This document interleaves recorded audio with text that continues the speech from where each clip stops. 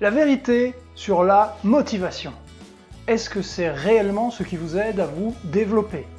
Allié ou ennemi? Dans cette vidéo, on va parler d'une croyance que vous avez peut-être, qui est que si vous aviez plus de motivation, vous pourriez changer le cours de votre vie. Si vous voulez connaître la vérité sur la motivation, et que vous voulez savoir ce que vous devriez réellement faire pour changer votre vie, alors restez bien jusqu'à la fin de cette vidéo.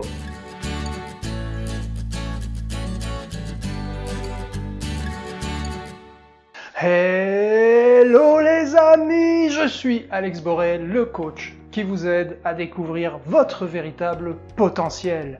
Et si vous êtes nouveau sur la chaîne, n'hésitez pas à vous abonner pour savoir quand je posterai mes prochaines vidéos et pour me montrer que vous avez de la motivation à regarder mon contenu. Vous êtes-vous déjà dit que tout irait mieux dans votre vie si vous aviez plus de motivation? Pensez-vous que la motivation soit la solution à vos problèmes? C'est ce qu'on va voir dans cette vidéo. Là. Maintenant. C'est toujours bon d'avoir de la motivation. Parce que la motivation, elle sert vraiment pour nous donner un coup de boost. On se sent invincible quand on est motivé. Lorsque vous êtes motivé, vous avez envie de faire une série de plus quand vous êtes à la salle pour devenir comme Arnold Schwarzenegger. Quand vous êtes motivé, vous voulez écrire 5 pages de plus pour votre travail de fin d'études. Quand vous êtes motivé, vous sentez que vous pouvez accomplir beaucoup de choses. Mais si vous basez votre stratégie sur la motivation, vous allez vite vous rendre compte que rien ne va changer dans votre vie. Et voilà pourquoi. Le gros problème de la motivation, c'est que vous en avez beaucoup aujourd'hui, mais que ça ne durera pas. Vous aurez un peu moins de motivation demain et beaucoup moins de motivation dans une semaine. Essayez d'imaginer que la motivation, ce soit comme du charbon. À chaque fois que vous allez mettre une pelletée de charbon dans votre locomotive, la locomotive va aller plus vite, elle va aller plus loin, ce qui est une bonne chose. Le problème, c'est que comme le charbon, eh bien, si vous épuisez votre motivation, votre locomotive va ralentir petit à petit et voire même s'arrêter en plein milieu de nulle part. Comprenez par là que vous n'allez pas atteindre votre destination, qui est votre objectif, votre situation idéale. Je vais vous donner un exemple avec une situation qui va parler à tout le monde. Parce que soit vous l'avez vécu vous-même, soit vous connaissez quelqu'un qui l'a vécu. On est le 31 décembre. Tout se passe bien, on fait la fête, et là, c'est le moment des résolutions.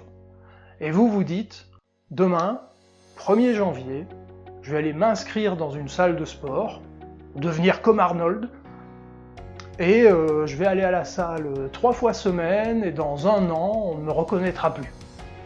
Ça, c'est ce que vous vous dites. Sur le moment, vous le pensez vraiment, parce que vous êtes vraiment motivé à le faire. Donc c'est une bonne chose, la motivation vous a mis en mouvement. Le problème, c'est que ça va fonctionner les 2-3 premières semaines. Après, on va vous proposer d'aller prendre un verre plutôt que d'aller à la salle, et vous allez vous dire, bah ok, c'est pas grave. Puis vous allez rater un jour d'entraînement, vous allez rater une semaine d'entraînement. Et au final, on se retrouve 3 ou 4 mois plus tard, à payer tous les mois un abonnement dans une salle de sport, dans laquelle on ne remet plus jamais les pieds. Et soyez honnête, vous connaissez quelqu'un qui a vécu cette situation. Peut-être même que c'est vous. En résumé, la motivation est un très bon allié parce qu'elle vous permet de vous mettre en mouvement. Elle permet de faire le premier pas vers votre objectif. Par contre, vous devez impérativement avoir une autre stratégie sur le long terme parce que la motivation ne durera pas. Il y aura toujours un jour, voire même une semaine complète où votre motivation sera à zéro. Mais alors, si la motivation n'est pas la clé du succès, qu'est-ce que c'est? Eh bien, c'est très simple. La clé, c'est l'habitude. Et comment est-ce qu'on crée une habitude? Avec de la répétition. Et vous savez tous pertinemment à quel point les habitudes sont tenaces. On a tous nos habitudes qui se sont installées et on ne se rappelle même plus à quel moment on a commencé à les installer. Tous les matins, je bois un café avant de commencer ma journée. 10h30, c'est l'heure de la pause cigarette avec les collègues. Tous les dimanches, je vais appeler ma maman pour prendre de ses nouvelles. Ce sont des habitudes que nous avons installées inconsciemment.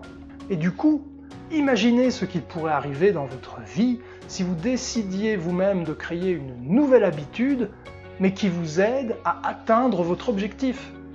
Si, par exemple, vous souffrez de phobie sociale, et que votre situation idéale soit de pouvoir vous rendre dans des lieux publics sans ressentir de stress ou d'anxiété à l'idée de rencontrer des personnes que vous ne connaissez pas. Vous pourriez développer une nouvelle habitude qui serait, tous les jours à 18h, je fais un tour de pâté de maison. Un tout petit objectif qui soit réaliste et mesurable. C'est là que vous allez voir le changement. Ce ne sera pas en partant une fois prendre un bain de foule et puis en retournant chez vous et en restant enfermé pendant 6 mois que vous allez voir une différence, mais en créant une nouvelle habitude. Et le secret pour créer une nouvelle habitude, c'est de s'y tenir même lorsqu'on n'en a pas envie. Et c'est aussi pour ça qu'il faut dans un premier temps choisir des objectifs réalistes et mesurables.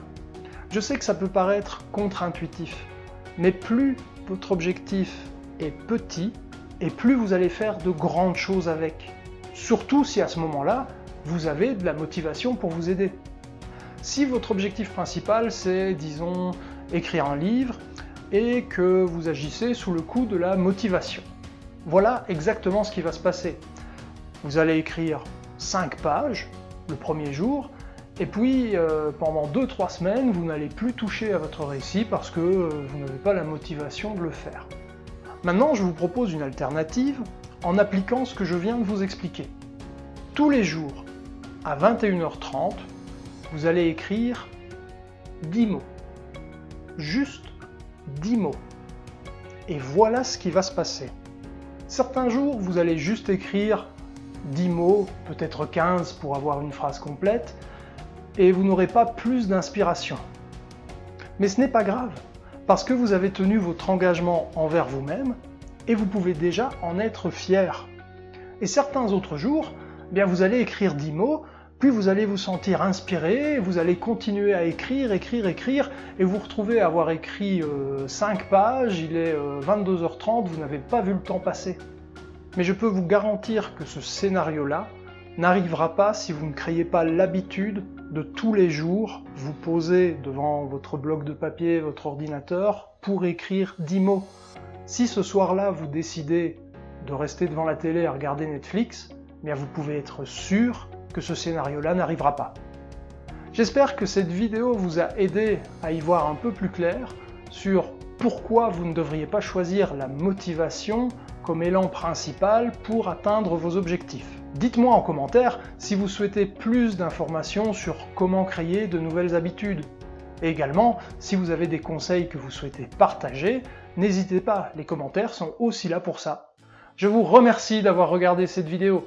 Laissez-moi un pouce bleu si elle vous a rendu service et que vous souhaitez me montrer votre soutien.